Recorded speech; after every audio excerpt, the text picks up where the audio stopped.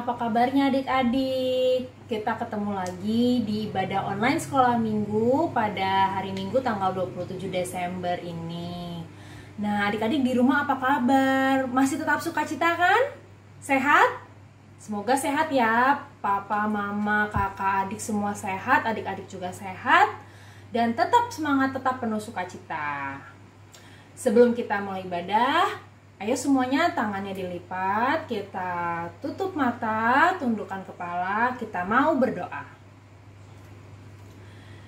Tuhan Yesus, kami datang kepadamu ya Tuhan.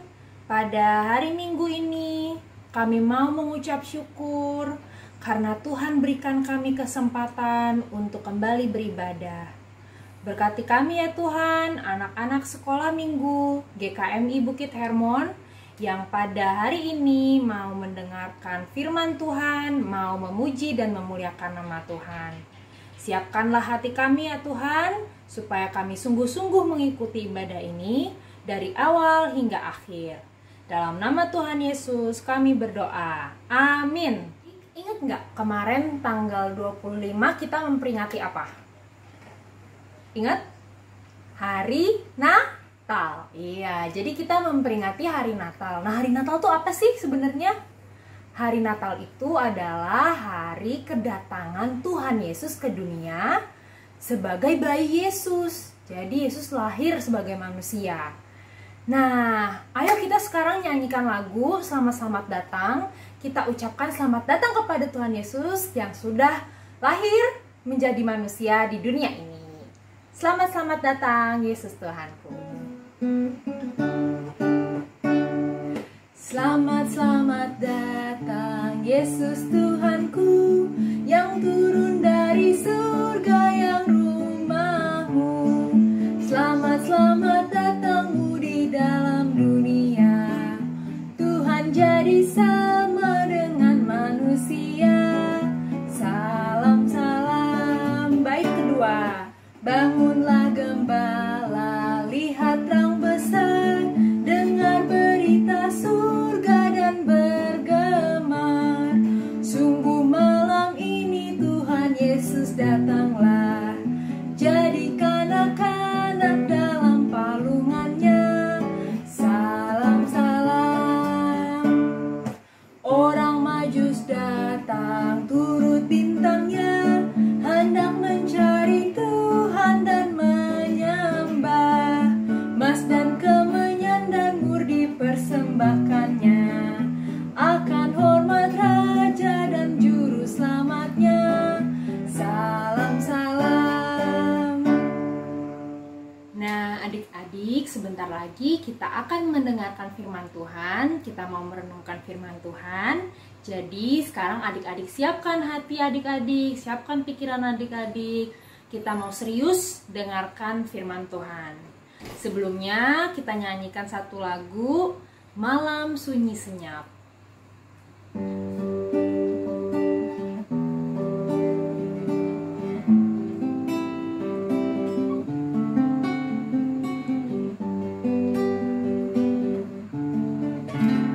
Malam sunyi senyap, bintang-bintang cemerlang, telah terdengar suara bawa kabar senang.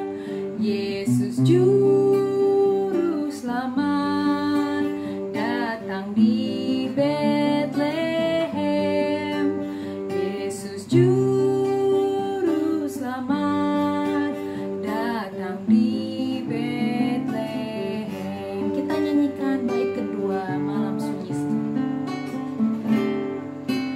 Malam sunyi senyap, terkejutlah gembala, dengar warta gemar, lihat cahaya besar.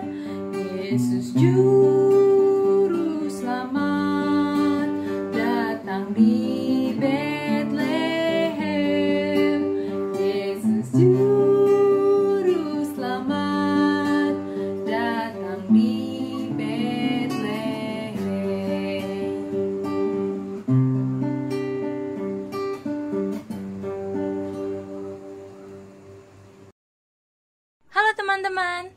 Sekarang kita mau dengar firman Tuhan loh.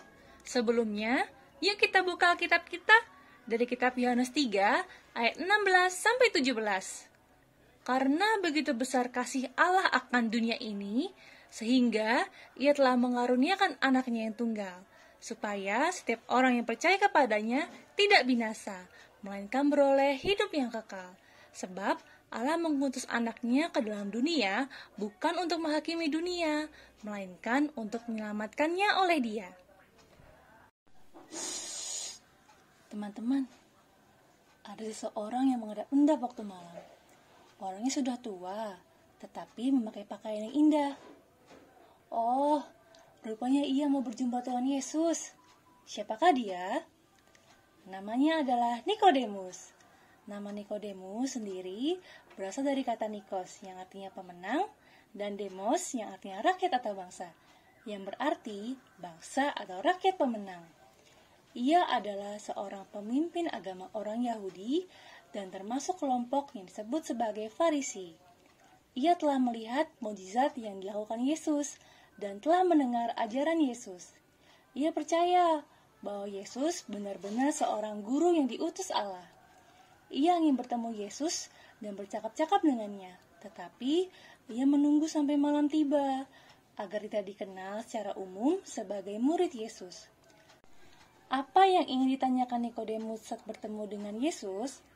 Apa ya kira-kira pertanyaan Nikodemus? Tentulah Nikodemus menjadi bingung. Kata Nikodemus kepada Yesus, "Bagaimanakah mungkin seorang dilahirkan kalau ia sudah tua? Dapatkah ia masuk kembali ke dalam rahim ibunya dan dilahirkan lagi?" Jawab Yesus, "Aku berkata kepadamu, sesungguhnya jika seorang tidak dilahirkan dari air dan roh, ia tidak dapat masuk ke dalam kerajaan Allah. Apa yang dilahirkan dari daging adalah daging, dan apa yang dilahirkan dari roh adalah roh." Tuhan Yesus menjelaskan bahwa jika seseorang lahir baru, yaitu percaya kepadanya, orang itu akan memiliki Roh Kudus di dalam dirinya, yang akan membuatnya mengerti kehendak Tuhan. Nikodemus menjawab, katanya, "Bagaimanakah mungkin hal itu terjadi?" Yesus memulai jawaban dengan mengarahkan Nikodemus kepada pemikiran sorgawi, bukan duniawi. Jawab Yesus selanjutnya, "Tidak ada seorang pun yang telah naik ke surga, selain daripada Dia yang telah turun dari surga, yaitu Anak Manusia. Dan sama seperti Musa meninggikan ular di padang gurun, demikian juga Anak Manusia harus ditinggikan, supaya setiap orang yang percaya kepadanya beroleh hidup yang kekal." Yesus berbicara bahwa melalui pengorbanannya, maka seseorang dapat memiliki hidup yang kekal. Setelah berbincang dengan Tuhan Yesus, Nikodemus rupanya menjadi percaya kepada Tuhan Yesus. Yeay! Nikodemus muncul kembali dalam Yohanes 7 ayat 50-52 dan dengan lebih berani memprotes penghukuman terhadap Tuhan Yesus saat itu. Penampilannya yang terakhir dalam Alkitab yaitu dalam Yohanes 19 ayat 40, menceritakan ia membawa banyak rempah-rempah untuk menguburkan Yesus. Ia terus mengikuti ajaran Tuhan Yesus dan kemungkinan termasuk dalam lingkungan murid-murid setelah kebangkitan Yesus dan kenaikan Yesus ke surga. Berdasarkan tradisi Kristen, Nikodemus dianggap sebagai salah satu martir pada abad pertama. Oleh Katolik Roma dan Ortodoks Timur, Nikodemus dihormati sebagai santo atau orang kudus. Jadi teman-teman, ternyata Allah bukan hanya berkata bahwa Dia mengasihi manusia, tetapi kasihnya sudah dibuktikan dengan mengutus anaknya yang tunggal ke dunia, supaya kita semua diselamatkan melalui kelahiran, kematian, dan kebangkitannya. Hal ini telah dibuktikan melalui kehidupan Nikodemus yang telah sungguh percaya kepada Tuhan Yesus. Nikodemus sungguh telah lahir kembali dan memiliki hidup yang kekal seperti apa yang Tuhan Yesus sampaikan kepadanya. Ayo, dalam kesempatan Natal ini, kita juga membagikan kasih Allah kepada siapapun. Membagikan kasih Allah bisa kita lakukan dengan melakukan perbuatan-perbuatan baik kepada sesama kita. Kita juga bisa membagikan kasih Allah dengan menceritakan kebaikan Tuhan Yesus kepada teman-teman yang belum mengenal Tuhan Yesus. Demikian teman-teman cerita tentang kisah Nikodemus. Selamat Natal teman-teman. Sehat selalu ya. Jaga kesehatan juga. Selamat berlibur. Tuhan Yesus memberkati kita semua.